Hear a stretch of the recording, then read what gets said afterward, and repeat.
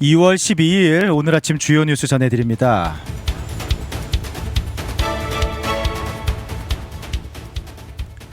어제 한바탕 그제 밤부터 어제 아침까지 소동을 일으켰던 엘파소 공항 폐쇄 사태의 전말이 드러났습니다.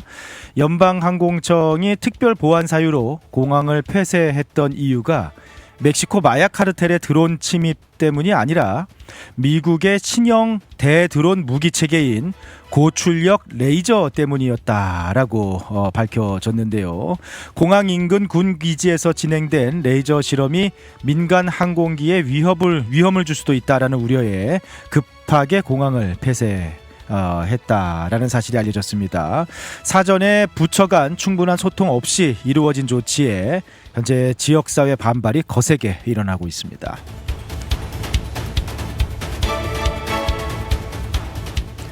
미 하원에서 트럼프 대통령의 캐나다 관세 부과에 반대하는 결의안이 통과되었습니다.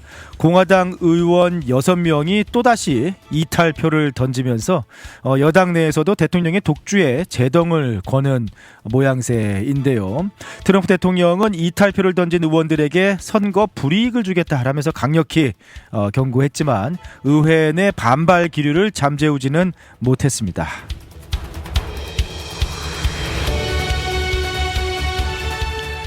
한편 도널드 트럼프 대통령은 한국 등과 석탄 수출을 늘리기로 합의했다라면서 화석 연료, 석탄 예찬론을 펼쳐서 또 주목이 되고 있습니다.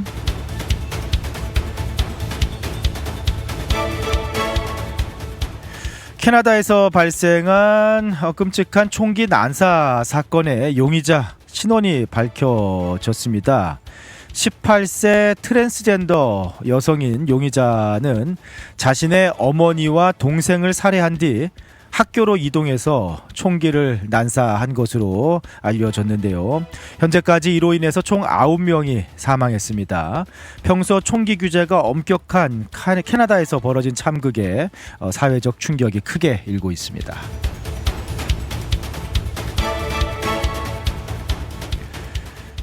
이민 뉴스입니다.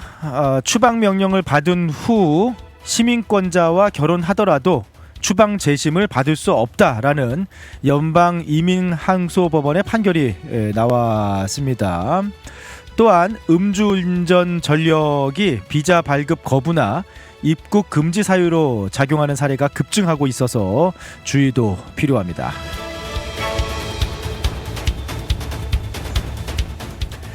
한편 국세청 IRS가 이민자들의 민감한 세금 정보를 이민 당국에 불법적으로 공유한 사실이 최근에 드러나면서 또 논란이 일고 있습니다.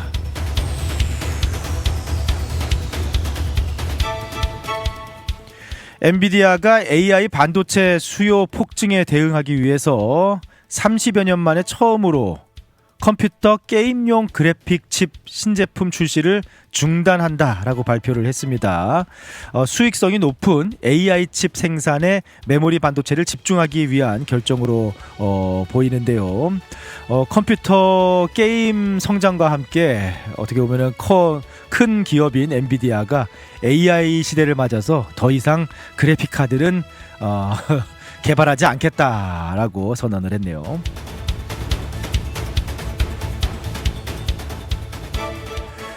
쿠팡에 대한 논란이 계속 이어지고 있는데요. 쿠팡의 미국 주주들이 한국 정부를 상대로 한 소송에 잇따라 합류하고 있다라는 소식입니다.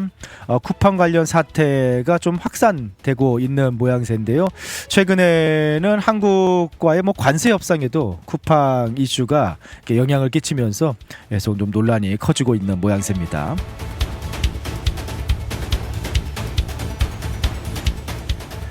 미국과 이란의 핵 협상이 좀 합의점을 만들어내지 못하고 있는 가운데 미국이 이란과의 핵 협상 결렬 가능성에 대비해서 중동의 두 번째 항공모함 전단을 파견할 준비를 하고 있다라고 하는군요.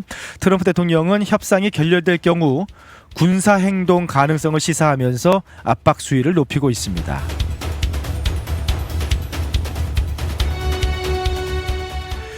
주미 한국 대사관 전 행정 직원들이 주거 보조금을 부정 수급한 혐의로 소송을 당했습니다. 최소 3명이 담합을 한 것으로 알려지고 있는데요. 이들은 허위 리스 계약서를 제출해서 수만 달러를 챙긴 혐의를 받고 있습니다.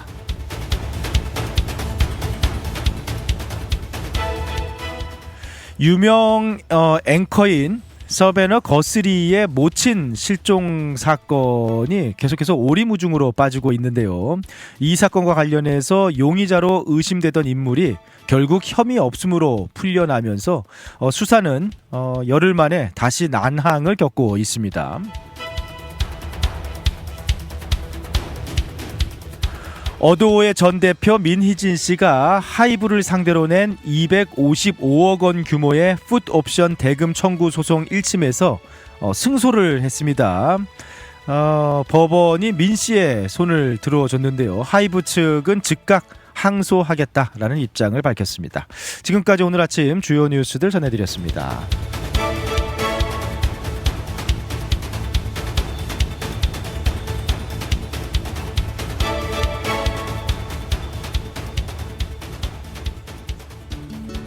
푸른투어와 함께라면 이동이 아닌 경험이 됩니다. 9개의 직영지사 보유, 미국 최대 여행사 푸른투어에서 최저가 항공권 및 투어 맞춤 서비스로 여행의 처음부터 끝까지 완벽하게 책임지겠습니다.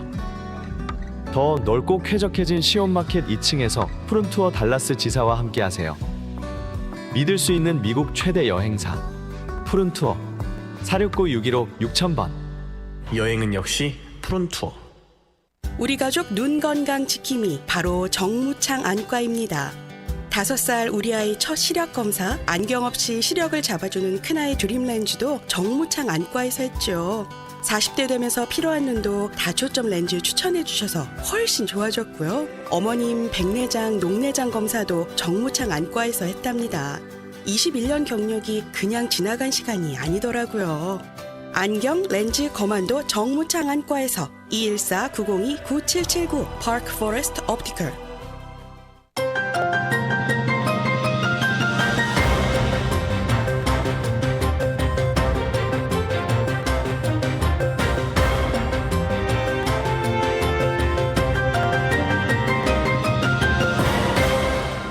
이틀 전 발생한 캐나다의 학교 총기 난사 사건의 전말이 조금 수사를 통해서 공개가 되었습니다.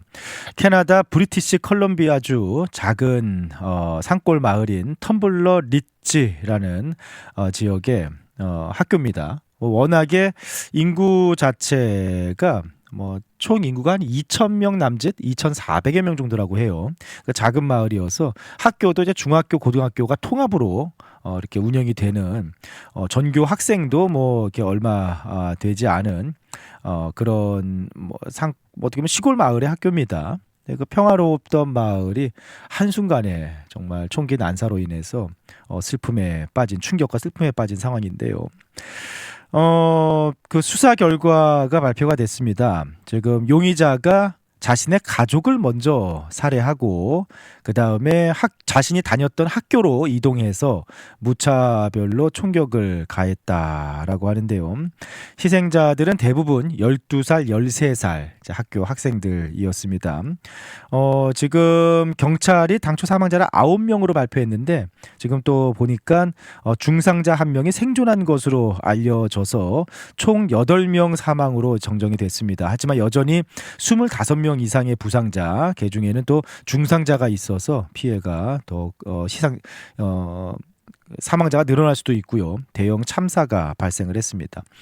현재 용의자는 18세의 트랜스젠더 여성으로 알려지고 있는데요. 제시 밴 루트셀라라고 18세의 트랜스젠더 여성으로 알려졌습니다. 이제 어제도 소식 전해드렸습니다만 드레스를 차려입은 여성이 이렇게 범행을 저지른 것으로 알려져서 조금 젊은 여성이 그래서 약간 보통의 총기 난사 사건들하고 좀 용의자의 모습이 조금 차이가 있어서 상당히 용의자의 신원이라든지 여러 가지 이야기들이 있었는데 18세의 트랜스젠더 여성으로 알려졌습니다.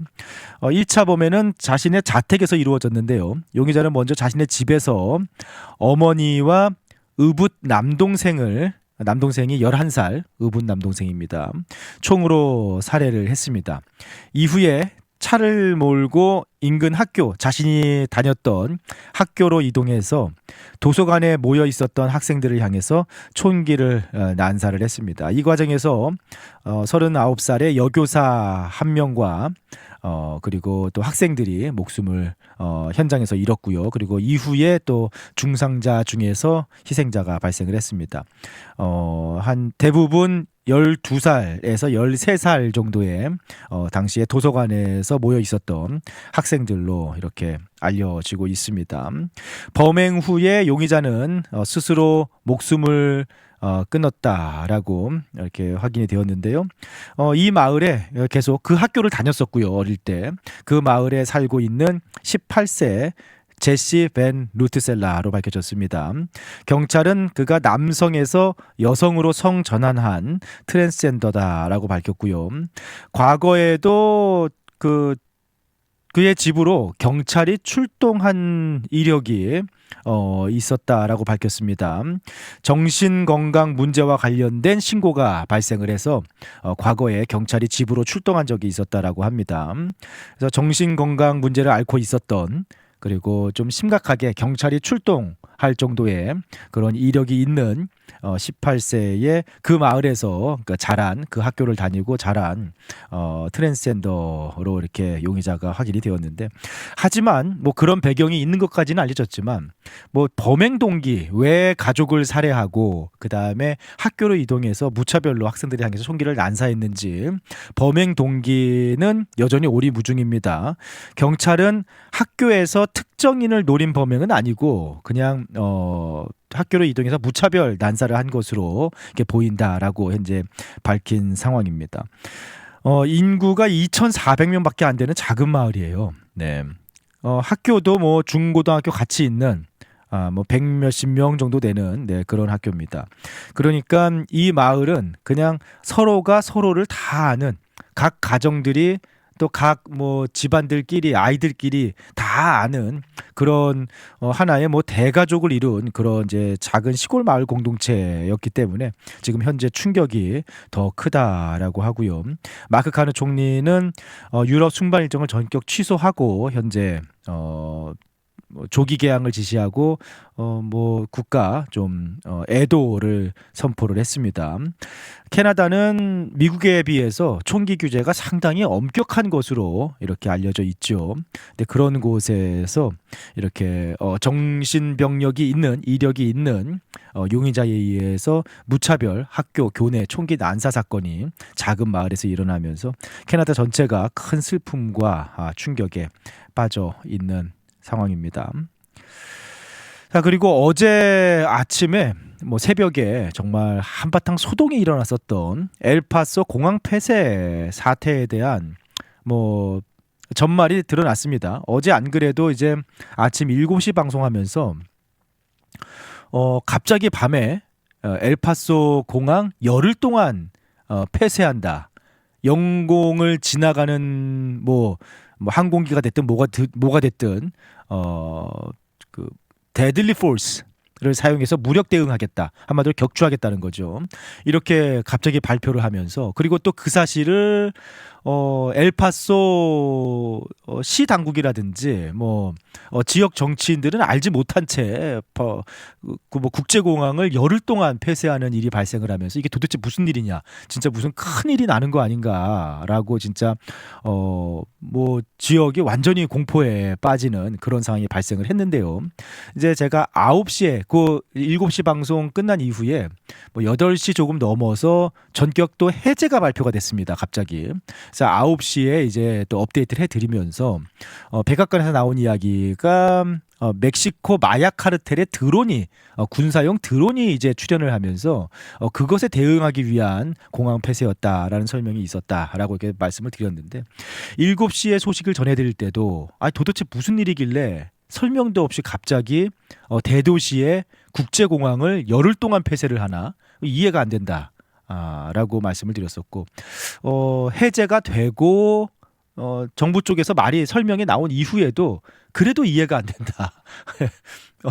뭐 멕시코 카르텔에 드론이 출연했다고 해서 뭐 그 큰일이긴 하죠. 뭐 멕시코 카르텔 어제도 막 자세히 설명드렸습니다만 그냥 보통 범죄 조직 수준이 아니니까 뭐 실제로 군사용 수준의 고성능 이렇게 드론이다라는 뭐 그런 설명이었거든요. 그러니까 뭐 그렇다고는 하지만 그래도 공항을 열흘 동안 폐쇄를 한다라고 갑자기 이렇게 어떤 설명도 없이 발표를 했다가 그러다가 또 한 뭐 10시간도 채 안 돼서 이렇게 해제를 하고 이렇게 정확한 설명 뭐 멕시코 카르텔의 드론 때문이었다라는 설명이 도저히 이해가 안 된다라는 좀 이제 그런 이 도대체 무슨 미스테리냐라고 이렇게 제가 뭐 또 개인적으로도 이해가 안 돼서 뭐 말씀을 드렸었는데 그 배경이 조금 더 이렇게 드러났습니다.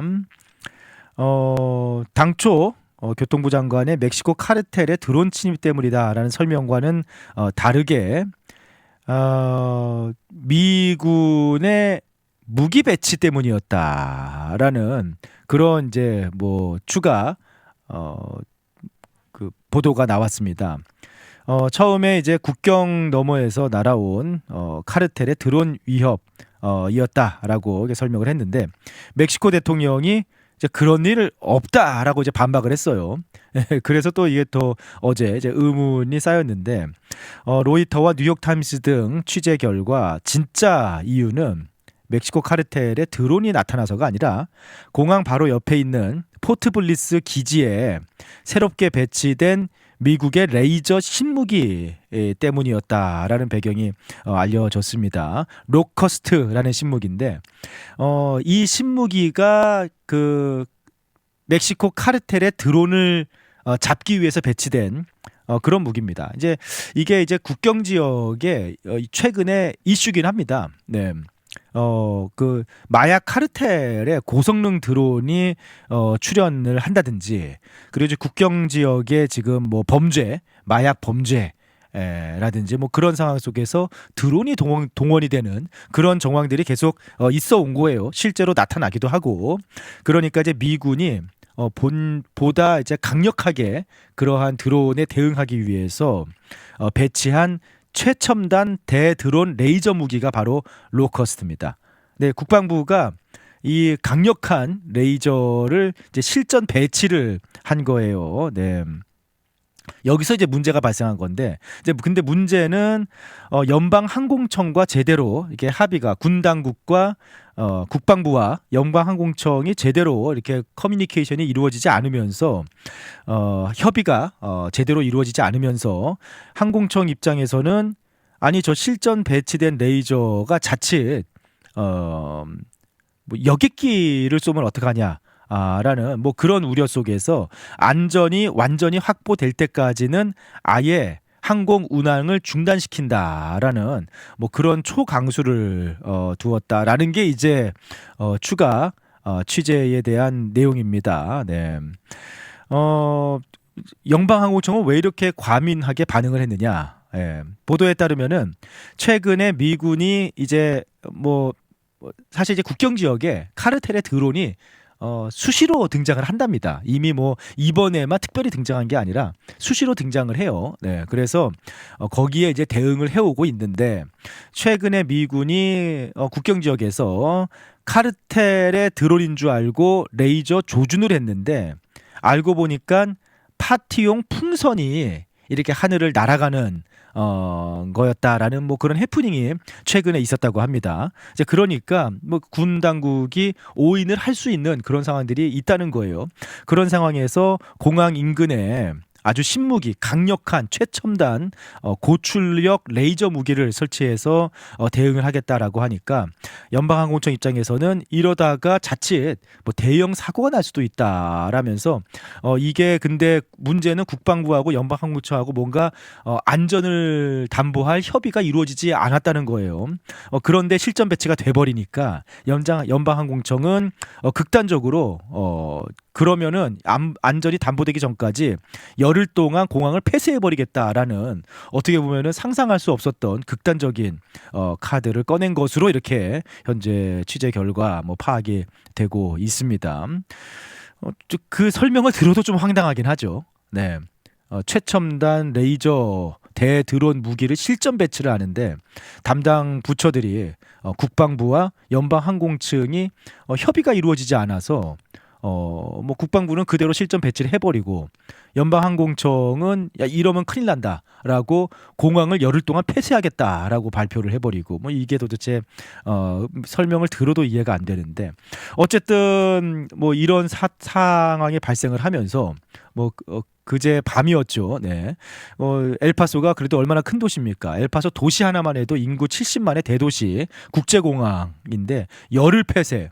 뭐 그렇게만 들으면은 진짜 큰일이 나는 줄 알았잖아요. 뭐 그런데 그것을 뭐 엘파소 시장, 공항 관계자, 뭐 지역 의원들 그 누구에게도 사전 통보가 없었기 때문에 밤 사이에 온 지역 사회가 공포에 떠는 뭐 그런 상황이었습니다. 레너드 존슨 엘파소 시장은 지역 사회가 공포에 떨었다면서 소통 부재를 용납할 수 없다라고 분통을 터뜨리고 있는 상황입니다. 공항은 뭐 어제 뭐 하나의 해프닝으로 지나갔습니다. 8시간여 만에 다시 뭐 기존의 열흘 동안 폐쇄다라는 것을 번복하고 8시간여 만에 정상으로 돌아왔어요. 하지만 이제 여전히 좀 찜찜합니다. 뭐 그 이후에도 교통부 장관이 처음부터 그러면은 레이저 실전 무기 실전 배치하는데 안전 문제 때문에 뭐 이런 상황을 솔직하게 얘기하지 않고 왜 멕시코 카르텔 드론이 침입했다라고 이렇게 좀 대충 둘러댔을까? 네, 뭐 이런 부분들. 뭐 그러면은 뭐 지금 연방항공청이 열흘 동안 공항을 폐쇄하겠다라고 초강수를 뒀었는데 8시간 만에 다시 재개를 했고 어떤 일로 번복을 했거든요. 그러면은 그 사이에 레이저 무기 뭐 안전 문제가 해결이 된 거예요. 그것도 아직 좀 밝혀지지 않았고 해가지고 여전히 좀 찜찜하게 문제가 남아 있는 뭐 그런 상황입니다. 네. 뭐 진짜 문제는 뭔지 뭐 지금은 알 수가 없네요. 광고 잠시 듣고 돌아오겠습니다. 여행의 기분 좋은 출발이자 행복한 마무리가 되었으면 하는 바람. 하늘 위에서도 집처럼 편안하기를 바라는 바람. 바쁜 비즈니스 일정에서도 잠시 휴식이 되었으면 하는 바람. 이 모든 바람을 담아 최고의 서비스를 약속드립니다. 마음까지 케어하는 비행, 대한항공. Korean Air. 우리의 가슴을 울렸던 그 목소리가 다시 찾아옵니다. 국민 발라더 변진섭 콘서트 희망사 달라스 찰스 W 아이즈만 센터에서 2026년 2월 20일 금요일 저녁 8시입니다. 너에게로 또다시 희망사항 등 불후의 명곡들과 함께 추억과 감동이 가득한 특별한 밤을 선사합니다. 티켓 예매는 아이즈만센터.com에서 티켓 가격은 80불에서 250불까지. 자세한 문의는 714-340-6756 혹은 972-241-4524로 연락주세요. 변진섭과 함께하는 감동의 시간, 지금 바로 티켓을 확보하세요.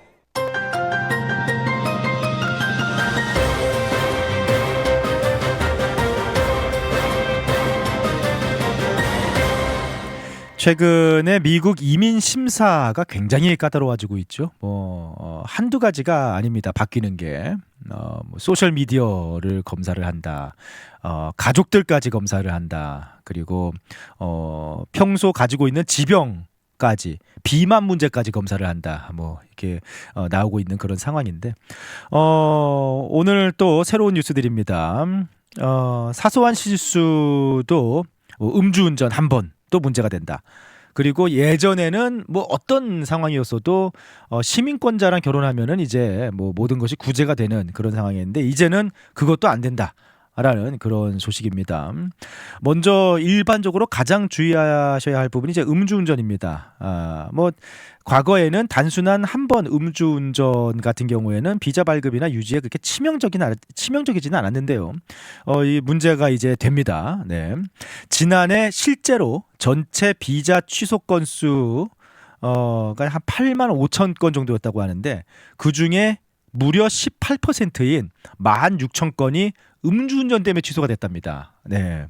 그러니까 비자 취소 5명 중에 1명이 음주운전 때문에 취소가 됐다라는 거예요. 네. 최근 이민 변호사들에 따르면은 비자 유학생 비자든 주재원 비자든 아니면 이투 투자 비자든 아무튼 이런 비자 소지자들이 음주운전으로 적발되면은 단 한 번의 음주운전이어도 이민국이 곧바로 비자 취소 통보를 보내는 사례가 굉장히 급증을 하고 있다라고 합니다.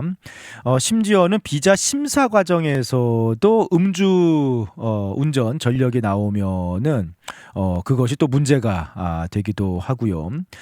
더 나아가서 지금 의회에서 아예 법제화하려는 움직임도 있습니다. 연방 하원이 이미 단 한 번의 음주운전 경력만 있어도 추방 그리고 입국 불허가 가능하도록 지금 법안을 통과시키고 있다라고 하는데요. 이제 실수로 한 번 음주운전, 미국에서 비자 유지, 그리고 새로운 비자 발급, 이민, 변명이 통하지 않는 그런 정책으로 지금 가고 있습니다. 두 번째 소식은 그 시민권자와 결혼해도 구제되지가 않는다라는 부분인데요. 이제 이전에는 어떠한 일이 있었어도 시민권자 결혼하면은 이제 거의 만능 열쇠, 네, 다 이제 구제가 되는, 그래서 빠르게 영주권이 나오는 그런 길로 인식이 되었는데, 그러니까 이제 추방 명령을 받아도 미국 시민권자랑 결혼하면은 빠르게 영주권을 받을 수 있다라고 알고 있습니다. 그런데 연방 이민 항소법원이 며칠 전에 이 길을 막아버리는 판결을 내렸습니다. 최종 추방 명령을 받은 사람이 시민권자와 결혼을 했다고 해서 추방 케이스를 다시 열어주는 예외적 사유로 인정할 수 없다라는 판결을 내렸습니다. 네, 그래서 이미 최종적으로 추방 명령을 받은 사람은 시민권자랑 결혼했어도 그냥 추방 명령 그대로 유지되는 것으로 이런 판결이 나왔습니다. 추방 명령을 어기고 불법으로 체류하면서 쌓은 가족관계, 결혼관계 그런 기반은 법 위반에 대한 보상이 될 수 없다라는 그런 법원의 논리인데요. 강경합니다. 냉정하고 강경합니다.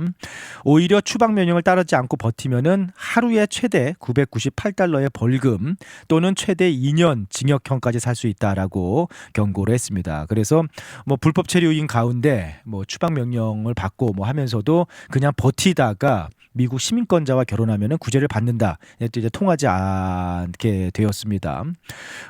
아까 말씀드린 그 외에도 이민 심사 그리고 추방 조건 그리고 비자 취소 조건들 굉장히 까다로워지고 있는데요. 방향은 명확하지요. 네. 로우 앤 오더입니다. 네. 그동안은 좀 봐주던 것 모두 다 그냥 까다롭게 법대로 엄격하게 진행하겠다라는 겁니다. 트럼프 행정부와 사법부가 이런 부분을 이민 정책에 더 엄격하게 이렇게 잣대를 들이대고 있고, 심지어는 도덕적 잣대까지. 그러니까 지금 그런 얘기 하잖아요. 미국에 정착해서 살아가면서 열심히 일하고 정직하게 세금 내고 미국 복지에 의존하지 않으면서 모범적으로 이웃들과 어울리면서 살아가는 그런 사람들의 이민만 받겠다 라는 그런 기조인데, 그게 그렇게만 어떻게 가능합니까? 근데 어쨌든 간에 기조는 그런 겁니다. 그래서 그 여러 가지 이런 정책들, 기조들, 판결들 계속해서 나오고 있습니다. 그래서 주의가 필요합니다. 단순한 실수할 수도 있지 않습니까? 그런데 단순한 경범죄, 단 한 번의 음주운전도 문제가 될 수 있습니다. 네. 기소유예나 무혐의 처분을 받았다 할지라도 이민법상으로는 형사법상으로는 문제가 전혀 없다고 할지라도 이민법상으로는 문제가 될 수 있습니다. 그런 부분들 주의가 필요하겠고요. 뭐니 해도 네. 지금 지난 한 해 총 총 비자 취소 건수 8만 5천 건 중에서 20% 가까운 16,000건이 음주운전 때문이었다. 비자 취소라고 하니까 뭐 이런 기조들은 조금 잘 알고 계셔야 되겠고요. 또 시민권자와 결혼이 맞는 열쇠가 되던 시절도 지났다. 네, 이민심사가 현미경처럼 깐깐해지고 있기 때문에 뭐 그런 부분들은 조금 주의가 필요하겠고, 그리고 거기에 대비한 뭐 이렇게 비자 신청 준비도 또 필요하지 않을까, 각별한 주의가 필요하지 않을까라는 생각이 드는군요. 지금까지 오늘 아침 미국 소식들 전해드렸습니다.